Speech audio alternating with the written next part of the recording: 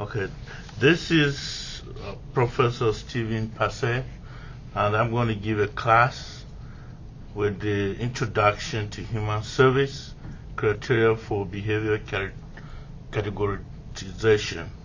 The course outline will start with a definition, and the definition is human service in the assistance and the empowerment of communities to prevent, alleviate, better cope with crisis, change, and stress to enable them function more effectively in all areas of life and living. Now, the outline will have 5 sections. Section 1 will be criteria for behavioral characterization.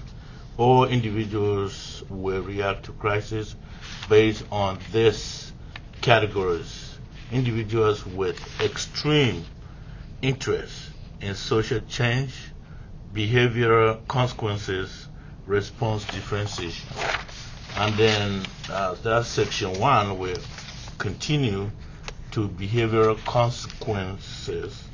And then we're going to have that from the book Dynamics Intergroup Communication, Chapter 20, Topic Objective. At the end of this topic, students will be able to understand bias reactions, manufacturing to crisis, and that will be on page 256. And then there's a COPE techniques in crisis, 256, connecting behaviors to team identification, and then the image enhancement. Pages are assigned to these sections. Now, section 1 will continue. With all these 5 sections, I want to take section 1 and elaborate on it, since I have just a few minutes to do this. And section 1, I'm starting with the reaction of these people will be due to the extreme interest in social change of the people who are involved in this. And the topic objective will be, at the end of this topic, students will be able to understand gendered language production, system justification theory. Now, that section continues with behavior modification, which is another book that I'm using, chapter 6, response differentiation. Now, topic objective will be, at the end of this topic, students will be able to understand differential reinforcement, response differentiation, and shaping with acceptance appropriate. Now, after this, then there are other sections. Section 2, which is mostly areas of performance. Section 3, which is issues in service delivery. And then section 5 will be organizational intervention. Then there will be references, which are basically 2 books. One is the Dynamics Intergroup Communication. Another one is the Behavioral Modification. Now, the lecture itself, if I go into to expand on section 1, then it will be like the repeat of what I've already said, but it will start with the extreme interest in social change, which will make people behave in a certain way, and that will be based on the gendered language production, and then system justification. Now, in actually giving the lecture, there will be notes that I will have to read. In this case, I will just go ahead and read the overview, which is the individuals may react based on how they practice social change. For example, during the civil rights movement in the United States of America in the 1960s, every American made up their minds as to which side to support. Factors contributed to such decision making, and one such factor was gendered language. Gendered language is theory and practice where men and women interact verbally and otherwise based on their gender affiliations. While the gender affiliation itself will not change, the gendered language will continually undergo insidious revisions in order to evolve based on the changing social norms specify the gender roles in the society.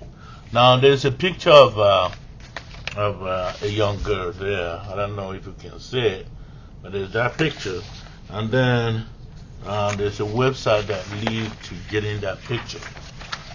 And then I can go into, there are certain points to take to mind here.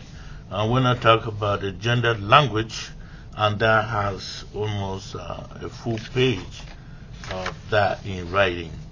And I'll just go ahead and read that too. Females speak in technical terms. Language is important to females, but saying it the right way is even more important. When females speak, they do not want to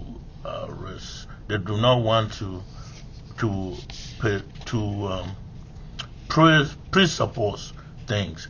They want to say things as they are. In general, females are very close to children, much more than their male counterparts. Females get to answer the why questions from these children. And with that much experience, they are prepared to answer similar questions in practical life. The classic example of attention to details by females came from the mother of former President of the United States of America, President Jimmy Carter. On the day that Jimmy Carter was inaugurated as the President of the United States of America, his mother was asked to talk to a reporter about what she thought about her son. Rather than answer the question, she came up with a question of her own. She simply asked, "Which of my sons are you asking?" Females are able to read lips much more than their male counterparts. This is critical in all works of human social services. Females are able to know if their children are flushed, or even if their children are dehydrated, by observing their lips. And then there's number 2, which is gendered language production. And in this, again, there are words that are very common to female. The details of this is on this page, but basically females like to speak using longer words than men. And then number 3 will be system justification and consequences. And I can go into this on and on, but then this section continues using the same 2 books. Then I can go into the behavioral contingency, and the definition of this phrase is that is a contingency. It's a statement that specifies the behavior to be performed in order for certain consequences to follow, and that is found on page 280.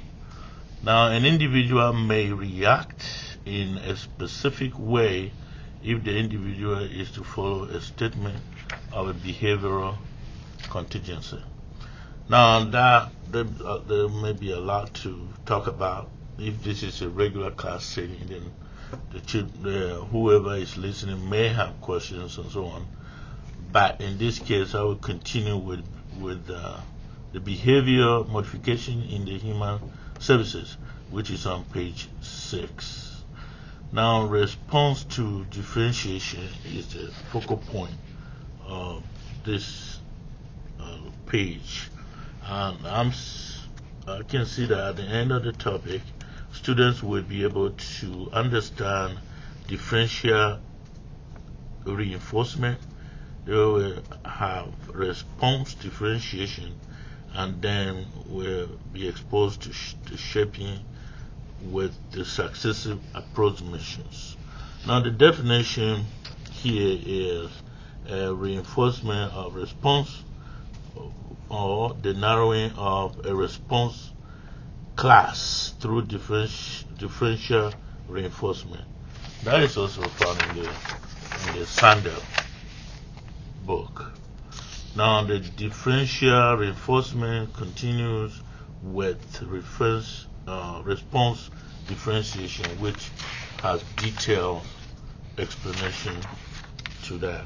But I want to go to the last part of this, which is shaping with successive approximations. In shaping successive approximation, differential reinforcement use. The differential reinforcement is a procedure in which a certain response is reinforced while reinforcement is withheld from other members of the response class. When the reinforced response occurs frequently to the exclusion of responses from the reinforcement that is withheld, the response is said to have been differentiated. And then the shaping with successive approximation, a specific behavior is identified and differentially reinforced. So, in conclusion of this section 1, people are going to respond to crisis in different ways based on their experience, based on certain things that they want to achieve in their lives, and whether that is important to them at all. And then there are situations where people are really trained to do certain things, and then they already expect that things like that may happen, and they already have a response ready. So this concludes the first section of the 5-section lecture that I will be teaching at this university. Thank you very much. And if this were a regular class, I would welcome questions at this time.